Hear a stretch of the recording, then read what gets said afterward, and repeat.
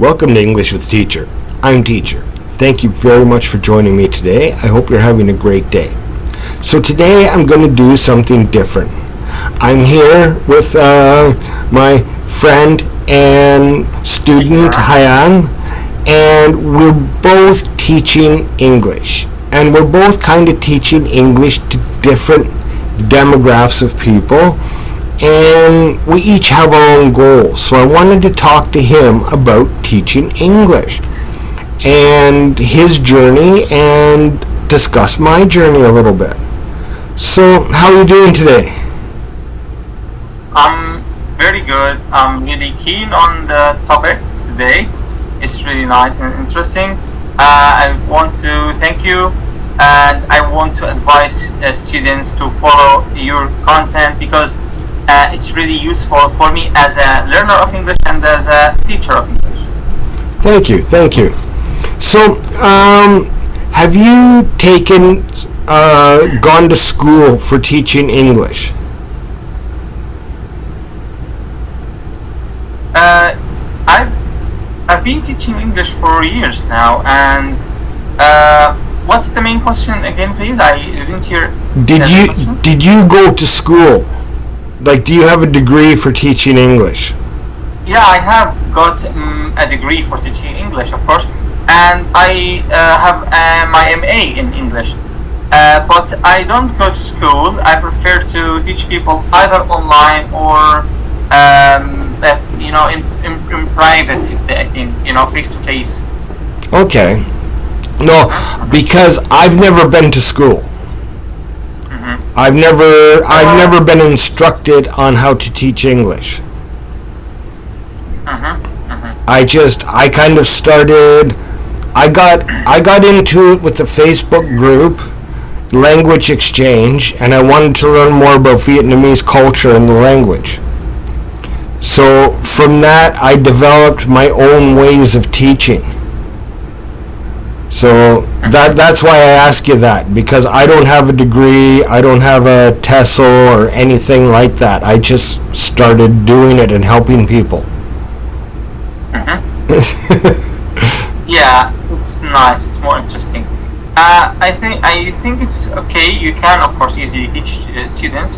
But the point is, I started with children, Okay. And, as I was a learner of English, it was easy for me to teach them because I knew their problems and the difficult things they had. So I started with children, and then I just gradually started teaching adults, and those are interesting. But that's a very good point, right? That's one of the issues that I have is I need people to at least understand English before I can teach them, because I don't speak their language. So you have a definite advantage in that, where the people you're teaching, I would assume at least most of them start with your native language. Exactly. Yeah, all of them. Exactly. Yes. So here is the question for you. Yeah. Because it's interesting. What do you do if the student never knows anything about your language, which is English? Now I've had one student who didn't understand English when I first talked to them. So what I told them to do, now they were taking English in classes in Vietnam. So what I had them do was actually watch 2 hours of English YouTube a day for 6 weeks. And that exposure allowed them to understand when I was talking to them. Because once they can understand when I'm talking to them, then they can follow instruction, and that's all that I need them to do to start. And then we'll work on pronunciation. And one of the big advantages as well is now that I'm recording lessons on YouTube, they can go back and they can watch their own lesson, and it helps them understand more, and they can hear themselves talking. So that's a huge help. But I've had one student so far who didn't understand any English, so after 6 weeks of watching YouTube, she could understand me, and we started learning. Good. And what's the first step, of learning English? What do you advise students to start with, or from? Is it to learn vocabulary, to memorize, sentences, complete sentences, or just to start with pronunciation? What do you advise students to start? How? Well, so it can be difficult. I start teaching pronunciation, and teaching pronunciation one-on-one is the key for me, because the discussions build grammar. So when I'm talking with the student to correct different things and we're back and forth, it teaches them grammar and conversational skills as I'm teaching them the pronunciation. Because for me, and again, my main focus has been on Vietnam, the students there generally have a good grasp of the grammar and the proper use of words. The problem is the people that have taught them, their native language isn't English, it's Vietnamese. So their teachers are actually pronouncing the words wrong, so the students are learning how to pronounce them wrong.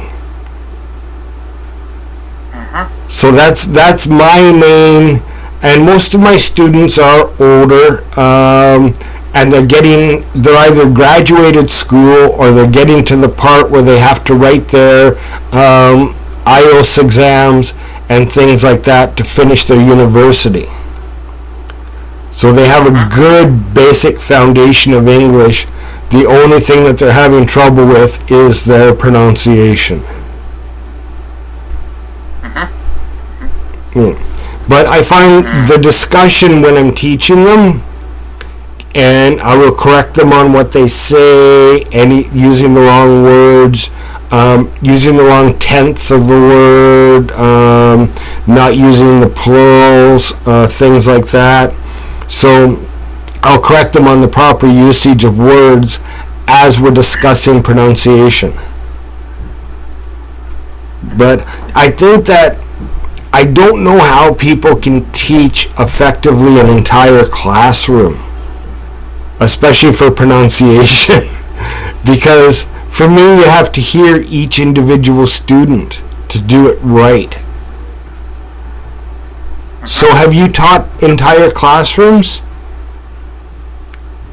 Yes, of course. I tried this. I didn't continue with that because I found it difficult. Children are usually difficult, and you need to make more effort to teach them. So when you have, for example, like in Syria, 30 or 35 children in one classroom, then you don't know where to start with any child.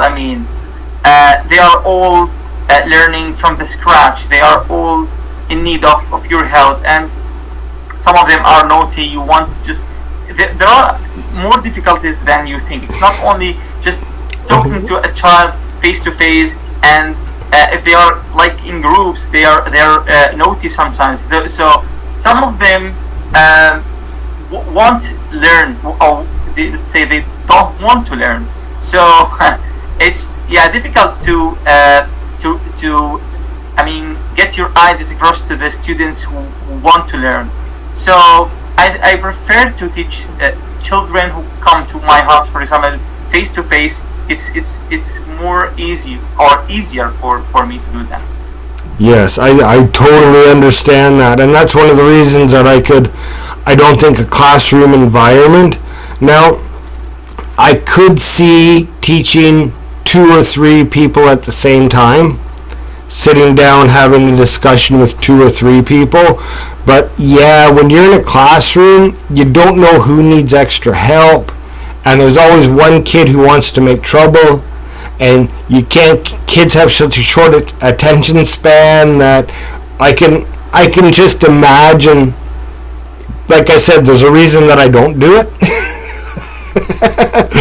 But Yeah, exactly. I think teaching children one-on-one would be very nice, or even if you had like someone bring, a brother and sister or 2 brothers together, or where you could sit down and talk with 2 or 3 at the same time.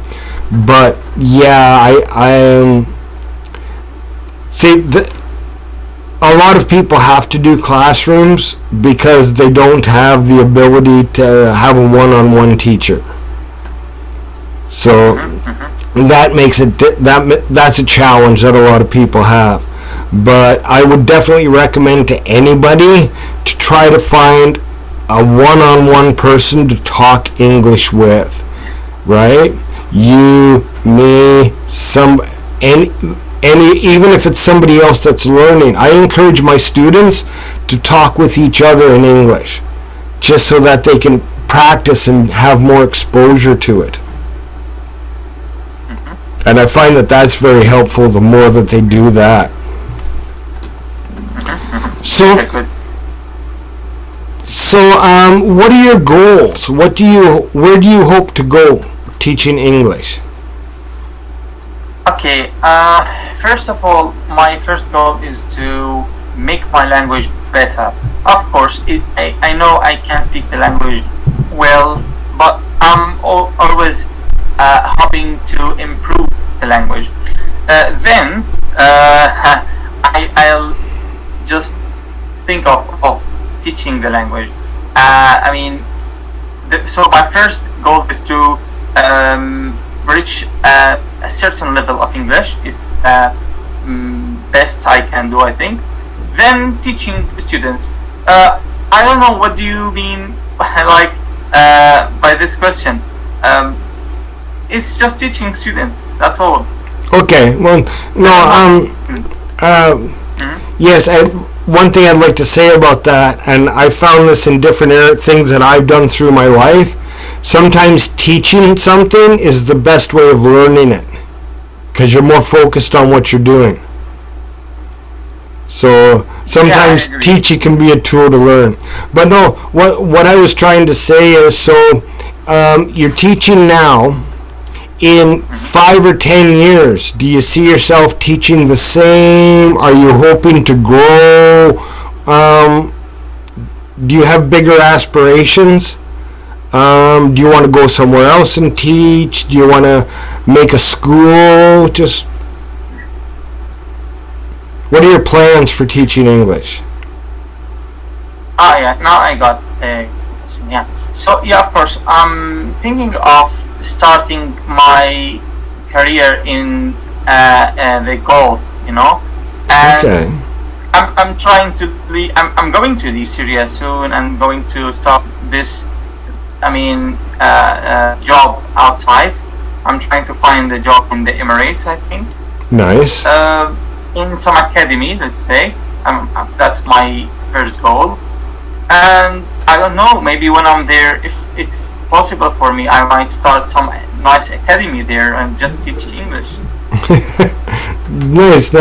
A private school would be very nice to own and operate, I think. Yes, it's a big project. Yeah, I don't know, I'm not good at dreaming, maybe.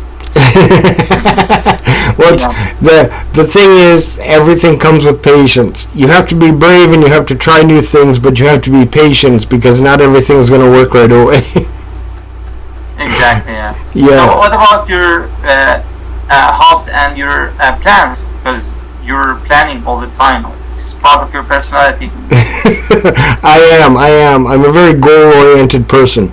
So I have my YouTube channel and it's growing. There's a couple of different things that possibilities. One of them, I definitely want to start a second channel, and I actually want to start a channel teaching English out of the Bible. So that's a very big purpose in my life, is to expose more people, and people can learn about how different people think and different cultures and stuff. I want to end up in Vietnam. Now, if the YouTube channel grows enough, I can make enough money off of YouTube. That can be my residual income to retire in Vietnam. My issue is I don't have a certified education. Everything I do, I've taught myself. So I cannot travel to Vietnam with a work permit for teaching English. So but I want to end up in Vietnam. I'd like to open a small school, teaching one-on-one, or even just teach people out of like my apartment, whatever, and help people out. If possible, I would like to make enough money off of YouTube that I could afford to teach people for free. That would be my main goal. I would love to help people who can't afford a better education in English to have a place to come to learn for free. And that would mean the world to me to help people out like that. I believe very much in helping people, and one thing that I found in dealing with the people in the Vietnamese culture is that they really appreciate things. So a lot more, they don't feel entitled to anything. They don't feel like, well, you should do that. They're always so grateful and appreciative of things that it makes me want to do more for them. But teaching Vietnamese students, getting to know their personalities, I've fallen in love with Vietnam and the culture there. So that's my goal, is to end up in Vietnam. And like I said, hopefully with the YouTube channel, I could afford to teach people there for free and live there. So it's interesting because I think that we both have a heart for helping people. And I think yes. I think a big sign of that is that we both kind of want to start a school where we can do things to help people more. And we each have a different direction, right? You want to go to the Emirates. I want to go to hopefully Vietnam, right? Southeast Asia, and you know, we have it's interesting because even though we're half a world apart and we have very different backgrounds, we still have the heart for the same thing. Yeah. It's one of my things. People are more similar than we are different anywhere in the world, right? So especially teachers, I think we think similarly. Yes. As teachers. Yeah. Exactly. So you have your channel and I have my channel, and I will try to put a link for your channel in this video, and I'll also send the video to you so you can share it on your channel. Yeah, I like, you and I have a friendship of promoting each other and building each other up. And I think there's too many people out there who are trying to be in competition and tear each other down, that we should be supporting each other, right? There's lots of work for English teachers. There's lots of need for us. I don't see any reason to criticize anybody or anything we should be supporting each other and helping promote each other more. I agree, yeah, definitely. And of course, I learned this from you, and it was very nice from you that you always mention my name and my channel on your YouTube channel. Yeah, it's encouraging for me to go on. And I hope we just, get our goals fulfilled, and that we will succeed in what we are doing. Yes, maybe in 10 years I can come to the Emirates and visit your school, and you can come to Vietnam and visit my school. I'm not going to forget this idea, of course. Very good, very good. Well, thank you very much. It's been a great conversation, and I want people out there to see the heart that goes into it. I have a job. I have a full-time job because I don't make any money from teaching. So I work 55 hours a week, and then I usually teach about 20 lessons a week on top of it. So I have 75 hours plus extra videos that I do. And, we're both very dedicated to what we do.